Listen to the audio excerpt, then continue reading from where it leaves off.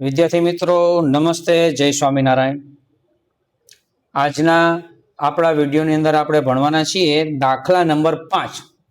4 સુધી લાસ્ટ વિડીયોની અંદર આપણે ભણીએ છીએ। આજે પાંચમો અને છઠ્ઠો દાખલો શીખવાના છીએ। આમ જોતા આ રકમ એ આના જેવી જ છે। ફેર શું છે એ હમણાં દાખલા અંદર જોઈએ। નીચે આપેલી પતિ અને પત્નીની ઊંચાઈ વિશેની માહિતી પરથી તેમની ઊંચાઈ વચ્ચેનો ક્રમાંકસર સંબંધાંક શોધો। કે ક્રમાંક કહી દીધો, રકમ આપી છે, બે ખાના આપે, પેલું ખાનું x અને બીજું ખાનું y, બરાબર।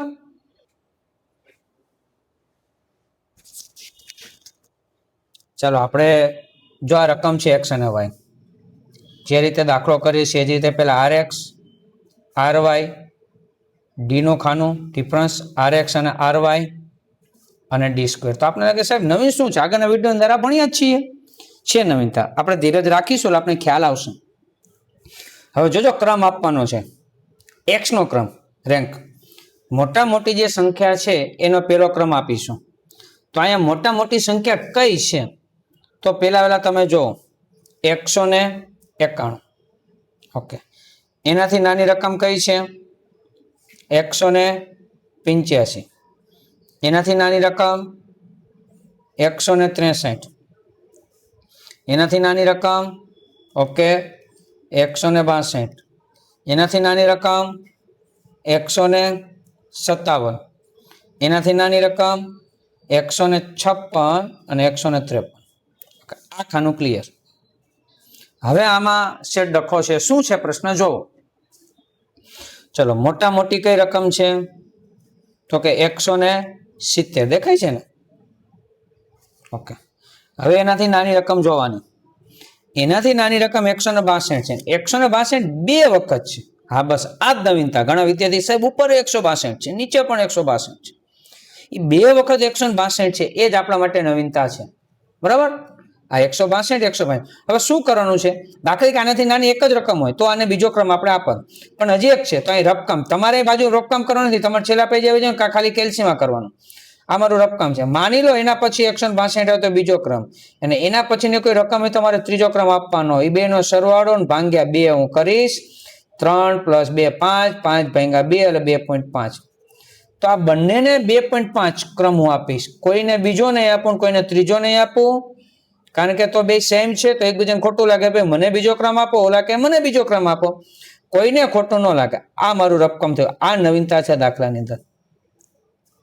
આગળ વધીએ, આપણે યાદ રાખીશું, મનમાં યાદ રાખવાનું કે ભાઈ મારે બીજો અને ત્રીજો ક્રમ અપાઈ ગયો છે, હવે જેને આપવાનો થશે ચોથો ક્રમ આપવાનો થશે। તો હવે ચોથા ક્રમ માટે શું જોઈએ, જોજો 162 કરતા નાની રકમ કઈ છે, ઓકે 157। તો અહીં ચોથો ક્રમ આવશે, આ પેલો, બીજો ત્રીજો અપાઈ ગયો ને ચોથો ક્રમ। હવે પાંચમો ક્રમ તો કે 154, પણ 154 બે વખત છે, હા લાસ્ટમાં અને ફર્સ્ટ બે વખત છે, તો યાદ રાખીશું। હવે જે ક્રમ ચોથા પછી આવે, એકને પાંચમો ક્રમ આપવાનો થાય ને એકને છઠ્ઠો ક્રમ આપવાનો થાય, અને ભાગ્યા 2। માની લો હજી એક વખત 154 હોય, યાદ રાખો હજી એક વખત 154 હોય તો એકને પાંચમો, એકને છઠ્ઠો અને એકને સાતમો, જો 3 નો સરવાળો કરો તો ભાગ્યા 3 કરવાના થાય, યાદ રાખીશું। 5 + 6 + 7 કરવાના થાય તો ભાગ્યા 3 કરીશું। અત્યારે આ નથી, 2 નો સરળ ભાગ્યા 2, 4 નો સરળ તો ભાગ્યા 4, 5 નો સરળ ભાગ્યા, એટલે કે સરેરાશ આપણે કાઢવાની થાય, આનો મતલબ એવો થયો સરેરાશ કાઢવાની થાય। તો આ 2 નો સરળ ભાગ્યા 2 કરો તો 5.5મો ક્રમ આવે, તો આને પણ 5.5મો ક્રમ અને આ દાખલાને પણ 5.5મો ક્રમ આપવાનો થાય। તો મનમાં યાદ રાખીશું 5 અને 6 બે ક્રમ આપી દીધા, હવે જેને આપવાનો થાય 7મો ક્રમ 148। નવીનતા સમજાય છે ને, સમજાઈ ગયું તો યસ લખશે, પ્રશ્ન હોય તો કોમેન્ટ્સની અંદર મને જણાવે, તમને કોમેન્ટ્સમાં જવાબ હું જરૂર જણાવીશ। આ નવીનતા છે, પોઈન્ટ્સ વાળું આવશે। જો ડિફરન્સ rx અને ry, 6 માંથી 5.5 બાદ કરીએ, 0.5, 7 માંથી 7, 0, 2 માંથી 2.5, 0.5 અને માઇનસની અંદર આવશે, 5 માંથી 4, 3 માંથી 2.5, 1 માંથી 1, 4 માંથી 5.5 એટલે -1.5। આનો સરવાળો 0 થવું જોઈએ, જોવો 0.5, આ 0.5 ઉડી ગયો, આ 1 અને 0.5 એટલે ડોટ અને આ ડોટ એટલે 0 થઈ ગયું કે નહીં? 0 થાય તો જ આપણે સાચા ફરજિયાત 0 થવું જ જોઈએ. યાદ રાખી લેવાનું, ચેક કરી લેવાનું. બરાબર. હવે એનો સ્ક્વેર 0.5 નો વર્ગ 0.25 0 0.25 1 નો વર્ગ 1 0.25 0 અને 2.25 આનો સરવાળો સિગ્મા ડી સ્ક્વેર બરાબર કેટલો થાય છે? ઓકે 4. તો આની જરૂર નથી એટલે અત્યારે આમ તમને નડે નહીં, દેખાય નહીં, એટલા માટે આપણે આવું કરીએ છીએ. તમારે રફકામ બાજુમાં નથી કરવાનું, હજી ચોખવટ કરું છું. હાસ્યમાં નથી કરવાનું, આ હાસ્યમાં નથી કરવાનું, લાસ્ટમાં. અને આમ હોશિયાર હોય તો ખ્યાલ આવી જાય, મનમાં જ આપવાનું 2 + 3 એટલે 2.5 આવે, 5 અને 6 એટલે 5.5 આવશે, મનમાં પણ થઈ જાય એમ છે. જરૂર પડે તો લાસ્ટ પેજમાં વહી જવાનું. હવે નવીનતા છે કે અહીંયા જે આપણે ક્રમ સરખો આપ્યો છે ને, એટલે હજી એક ચાર્ટ આપણે બનાવવો પડશે. કયો ચાર્ટ? તો એ CF શોધવા માટે. તો એના માટે હું લખું છું, જોજો. હું એ લખીશ પુનરાવર્તિત અવલોકન. એક ખાનું આનું, પછી આવશે એમ, હું લખીશ. પછી આવશે એમનો ઘન માઇનસ એમ છેદમાં 12.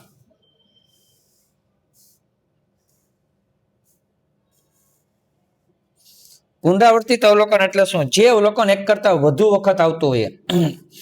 તો અહીંયા પેલા જો 162 હતું, આ પુનરાવર્તિત રિપીટેશન, પુનરાવર્તિત અવલોકન 162 કેટલી વખત આવતું હતું એને એમ કહેવાય. તો કે 2 વખત, 3 વખત, 4 વખત, જેટલી વખત આવતું અહીં લખવાનું. પછી છે વળી પાછું 154 જે પુનરાવર્તિત અવલોકન કેટલી વખત? એ પણ 2 વખત હતું. હવે આપણે આ 2 એમ એના મૂકીશું, તો 2 મનમાં મૂકીએ, જરૂર પડે તો કેલ્સીમાં કરીએ. 2 નો ઘન 8, અહીંયા પણ 2, 8 માંથી 2 જાય તો 6, 6 ભાગ્યા 12 એટલે 0.5. અહીંયા 2 જ છે તો એનું 0.5. એ 2 નો સરવાળો, એ સરવાળાને CF કહે, કરેક્ટ ફેક્ટર. અને સરવાળો કેટલો આવે છે મિત્રો? તો કે 1. કેટલો આવે છે? 1. બરાબર. હવે સૂત્ર કયું આવશે? જોજો ખાસ.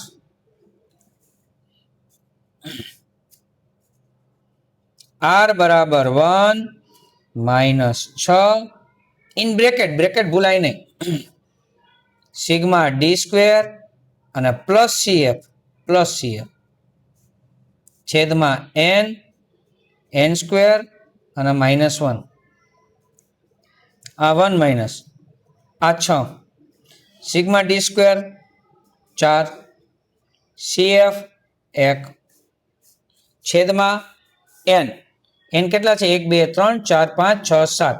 એટલે લખીશું n બરાબર ભાઈ મને 7 આપ્યા છે. 7 7 નો વર્ગ 49 માઇનસ 1. આનું સાદુરૂપ આપવાનો પ્રયત્ન આપણે કરીએ. 4 ને 1 5 અને 5 6 30 અંશમાં 30. 49 માંથી 1 જાય તો 48 અને 48 ગુણ્યા 7 કરો. ઓકે 336. બરાબર. હવે આનું સાદુરૂપ આપી દઈએ. 1 માઇનસ 30 ભાગ્યા 336. ઓકે, પોઈન્ટ પછી 2 આંકડા નિયમ 0.09 બાદ બાકી કરીએ 0.91. આ દાખલો સમજાઈ ગયો તો યસ લખો. 5 માર્ક્સને જો દાખલો પૂછવો હોય 2.3 માંથી તો આ CF વાળો પૂછાય, ક્રમ વાળો પૂછાય. બરાબર. આ દાખલો 5મો છે. દાખલો 6 આપણે જોઈએ, તમને ખાલી સમજાવું છું, તમારે જાતે ટ્રાય કરવાની છે. આ દાખલો 6 છે. બરાબર. આ ઉમેદવાનું ખાનું આપ્યું છે, આ x નું ખાનું, આ y નું ખાનું, RX અને RY આપણે આપવાના છે. હવે તમે જોવો કઈ કઈ જગ્યાએ સરખું આવે છે, ક્રમ સરખો આવે છે એ આપણે જોઈએ. જો આમાં મોટા મોટી રકમ કઈ છે ચેક કરો. ઓકે 47 પહેલો ક્રમ, પછી 44 બીજો ક્રમ, અને પછી 40 ત્રીજો ક્રમ, પછી 35 ચોથો ક્રમ. હવે જોજો 35 થી નાની રકમ છે. ઓકે સરસ 28. તો 4 આપી દીધા આપણે. હવે 5મો અને 6ઠ્ઠો ક્રમ આવે તો બેયને કયો ક્રમ આપવાનો મને કોમેન્ટ્સમાં જણાવો જીને. 4 ક્રમ આપી દીધા છે. હવે જે ક્રમ આપવાનો થાય એમ. ઓકે 5.5 5.5 મનમાં યાદ રાખીશું. 5મો અને 6ઠ્ઠો ક્રમ આપી દીધો છે. હવે જે આવે 7મો 19 ને 7મો આપીશું અને 10 ને 8મો આપીશું. એ જ રીતે હવે અહીંયા જોઈએ, અહીંયા કે એવું થાય છે આપણે ચેક કરવાનું. તો પહેલો ક્રમ કોને આવે છે? ઓકે 45, પછી બીજો ક્રમ ઓકે 41 ને, ત્રીજો ક્રમ ઓકે 38 ને, બરાબર, ત્રીજો ક્રમ 38 ને. પછી એ જ રીતે ચોથો ક્રમ કોને આવે છે? ઓકે, તો એવી રીતના છે એ આપણે કરીશું. પણ હવે અહીં તમે જો 32 આવે છે સરખા, તો 32 ને કયો ક્રમ આપવાનો થાય? જોજો ખાસ, 32 ને કયો ક્રમ આપવાનો થાય? અને 32 જો 3 વખત છે, 1 વખત, 2 વખત, 3 વખત. હવે મેં કયો ક્રમ આપી દીધો છે છેલ્લે? તો પહેલો, બીજો અને ત્રીજો આપી દીધો છે. સમજો ખાસ, પહેલો કોને આપ્યો તો? ઓકે 45, બીજો આપ્યો તો 41 અને ત્રીજો આપ્યો તો 38. હવે 32 આવે છે, તો મનમાં યાદ રાખ્યું 3 ક્રમ અપાઈ ગયા. હવે જેને ક્રમ આપવાનો થાય, ચોથો ક્રમ, પાંચમો ક્રમ અને છઠ્ઠો ક્રમ. 3 વખત 32 છે, ચોથો, પાંચમો, છઠ્ઠો, ત્રણેયનો સરવાળો અને ભાગ્યા 3 આપણે કરવાના થશે, કારણ કે 3 નો સરવાળો કરો છું. તો 4 + 5 + 6 એટલે 15, 15 ભાગ્યા 3 એટલે 5. 3 × 3 32 ને 5મો ક્રમ આપવાનો થાય છે. તો આના પરથી હું તમને હોમવર્ક આપું છું, તમારે આના જેવા દાખલા કયા કરવાના છે ખાસ ખાસ ખાસ ધ્યાન આપણે રાખીશું. એક તો દાખલા નંબર 6 જે તમને અત્યારે સમજાવ્યો છે.